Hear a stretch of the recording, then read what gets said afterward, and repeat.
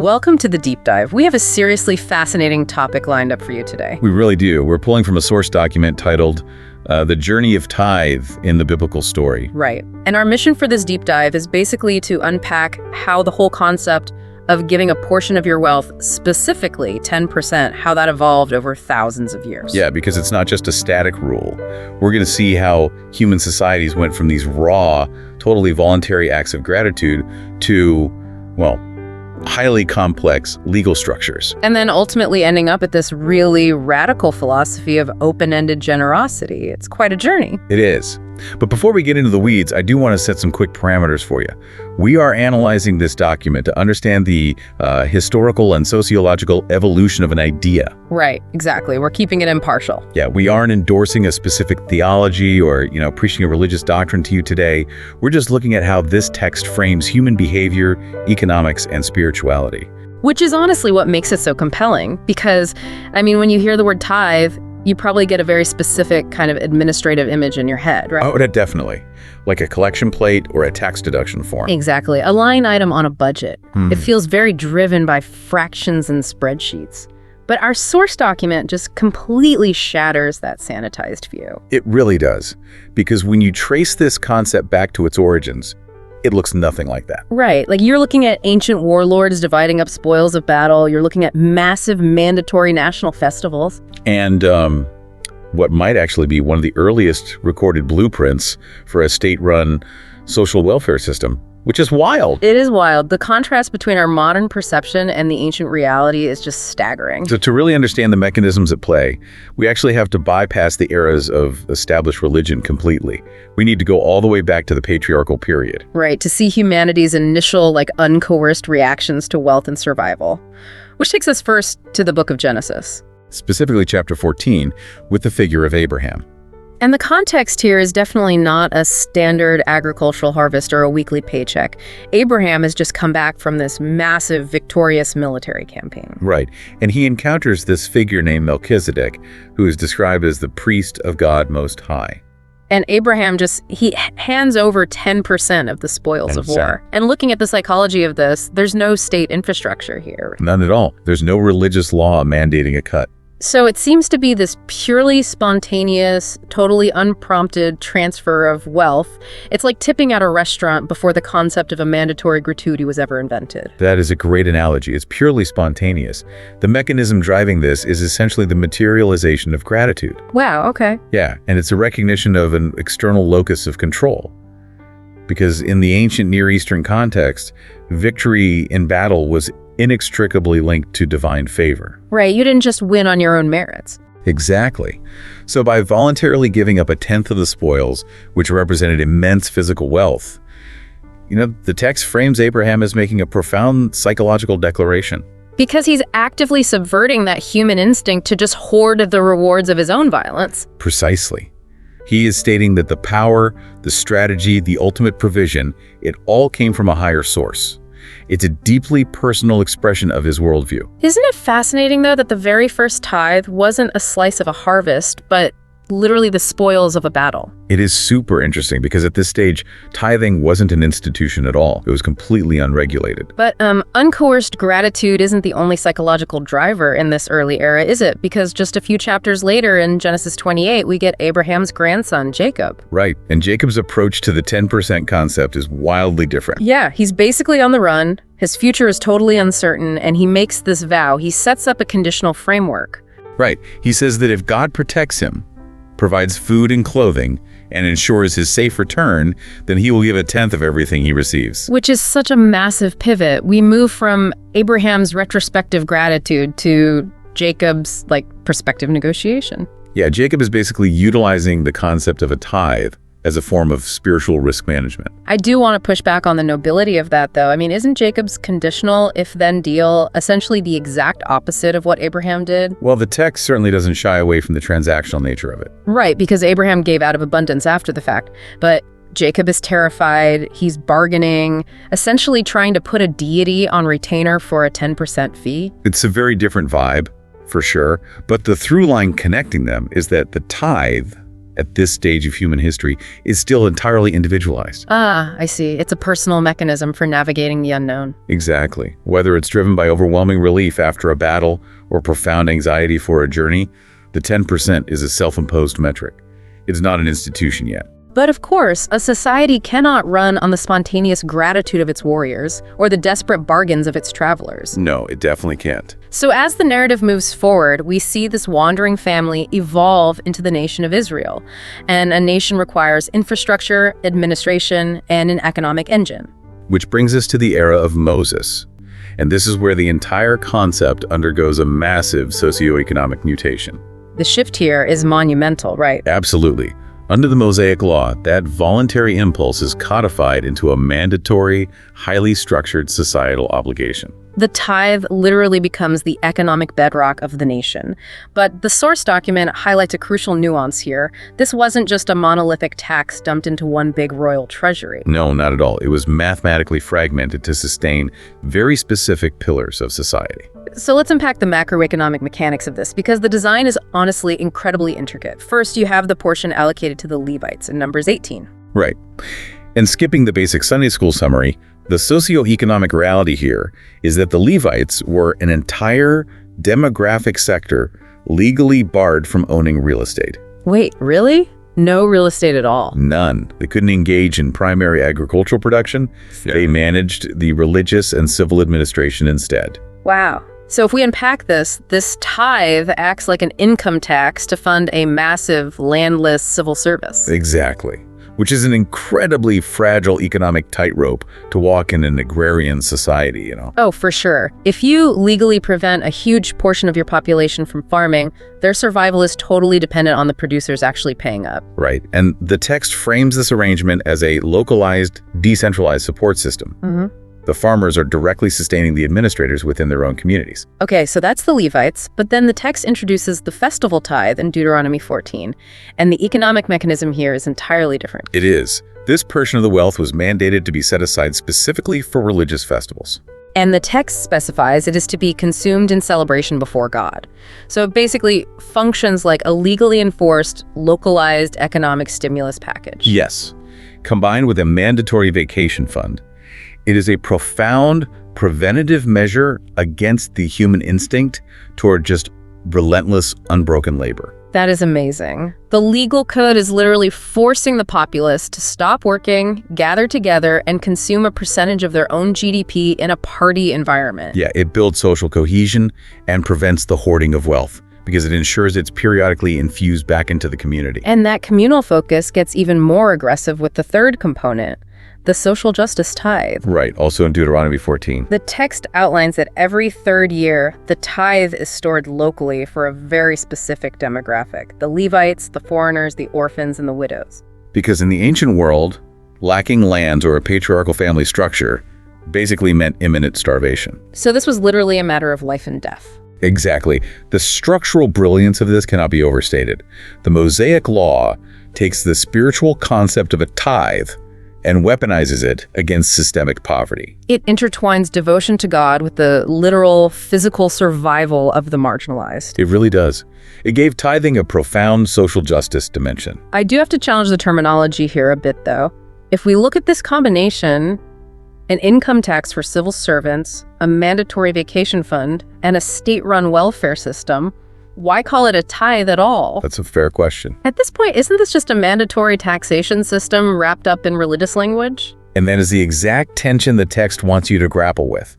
Modern society sharply divides secular taxation from personal religious devotion. Oh, absolutely. Total separation. But the Mosaic framework obliterated that boundary completely. The theological argument here is that spiritual health and economic equity are indistinguishable. Meaning you can't be good with God while ignoring the poor. Right. You cannot claim to be in good standing with the divine while the orphan in your zip code is starving.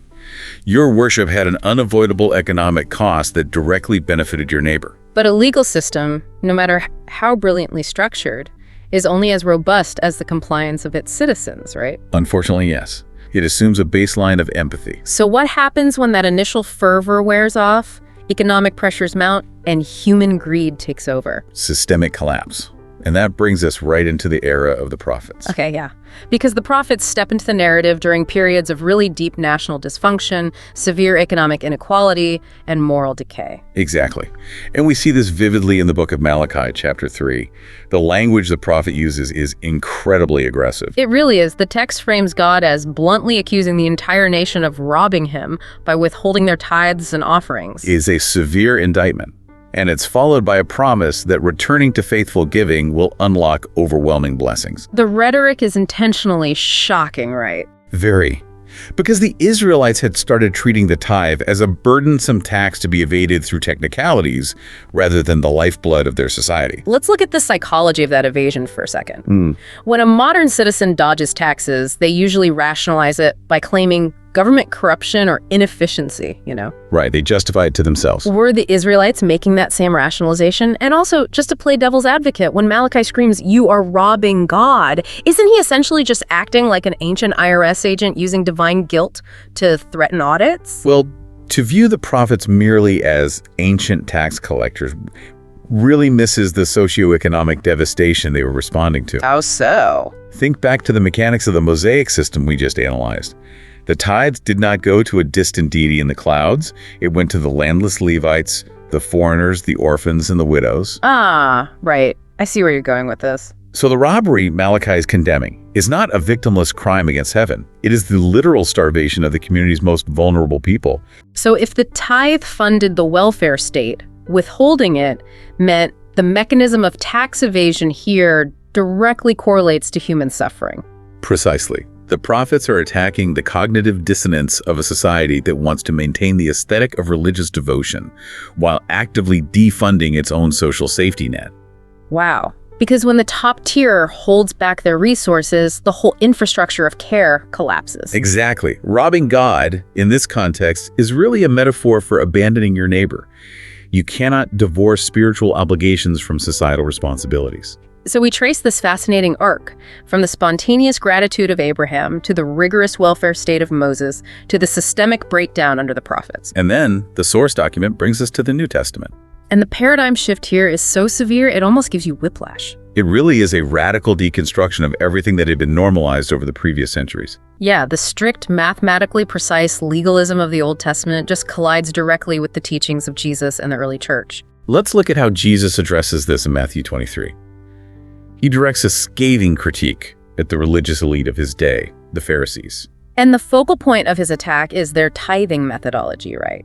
The text notes that they are obsessively tithing tiny garden herbs like mint, dill, and cumin. They are literally counting out tiny seeds and leaves to ensure they hit a perfect 10% compliance. But Jesus points out that simultaneously, they have completely abandoned the macro imperatives of justice, mercy, and faithfulness. Yeah, the source document is essentially describing a first-century form of moral licensing. Oh, exactly. It's that psychological phenomenon where doing one good deed gives you internal permission to act terribly elsewhere. Precisely. The Pharisees are using mathematical precision on a spreadsheet to buy themselves a license to be ruthless in their actual human relationships. So Jesus is basically calling out the person who calculates their taxes down to the exact penny to follow the law perfectly, but then screams at the cashier at the grocery store. That is a perfect modern equivalent. The math is right, but the heart is completely toxic. They found a loophole to be legally compliant while devoid of empathy. And notice the nuance in the text, too. Jesus doesn't actually tell them to stop tithing. Right. He acknowledges the practice, but he demands a complete reordering of priorities. The meticulous math is entirely hollow if it's divorced from the heavy lifting of justice and mercy. He is identifying the fatal flaw in the legalistic model. A checklist is easily manipulated by the human ego. Which perfectly sets the stage for how the early church reconstructs the concept of giving in the book of Acts. Chapters 2 and 4 specifically, the fixed 10% baseline simply vanishes from the narrative. It is entirely absent. Instead, we see a community engaging in the voluntary liquidation of major assets. People are selling real estate lands and houses and bringing the total proceeds to ensure no one in their community lives in poverty. The shift from an institutionalized percentage to immediate, radical mutual aid is so jarring. Economically speaking, liquidating capital assets is a volatile, unsustainable strategy for long-term institutional growth. But that's the point, isn't it? The early church wasn't trying to fund a massive state infrastructure anymore. Exactly. They were trying to cultivate an intense, localized community of care based on immediate human need. It is the ultimate democratization of generosity. The burden of care is no longer outsourced to a legal tax code. It's placed squarely on the shoulders of the individual. And the Apostle Paul solidifies the psychology of this new framework in his second letter to the Corinthians, chapter 9. Right, Paul completely bypasses the mathematics of the tithe. He introduces a new standard. God loves a cheerful giver. He explicitly states that giving should not be done reluctantly or under compulsion. The entire locus of value shifts from the external compliance to the internal motive. The New Testament framework completely strips away the protective barrier of the 10% rule. It asks for your willingness rather than just your math. When you look at the grand arc synthesized by our source document, the trajectory is incredibly clear. We see 4 major thematic transitions, right? Yes, the text moves humanity from obligation to willingness. It moves the metric from percentage to purpose. And ultimately, it shifts the driving force from law to love.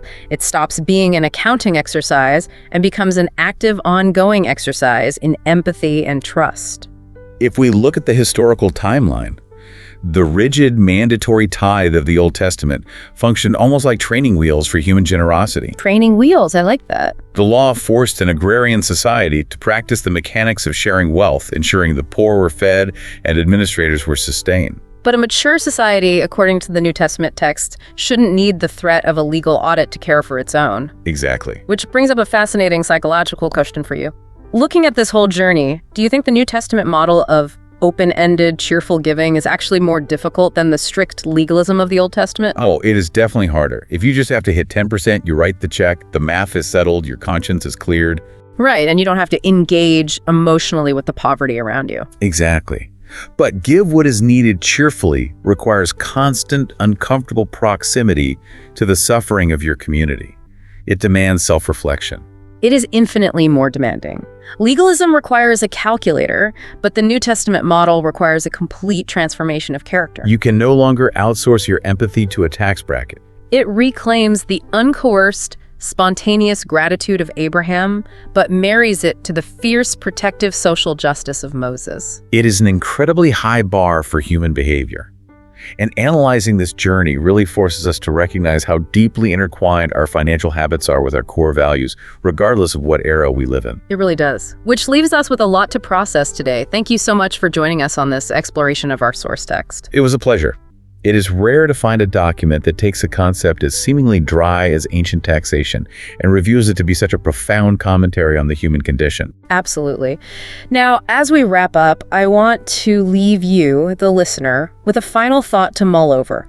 Something that stretches beyond the ancient texts and right into how we structure our world today. Always good to connect it back to the present. Definitely. Think back to the very beginning of our journey, to Jacob in Genesis. He made a vow saying, if God protects me, then I will give a tenth. It was a conditional deal. Right, the spiritual risk management. Compare that to Paul's plea for a cheerful giver who gives without demanding a guarantee. As you look at your own life and how you give your time, energy, or money, are you making a conditional deal like Jacob? Or are you giving cheerfully just for the sake of the good it does? That is a challenging question to sit with. It is something to think about the next time you look at the deductions on your pay stub or see a need in your own community. Stay curious, keep exploring the roots of the ideas that shape our world, and we will catch you on the next deep dive.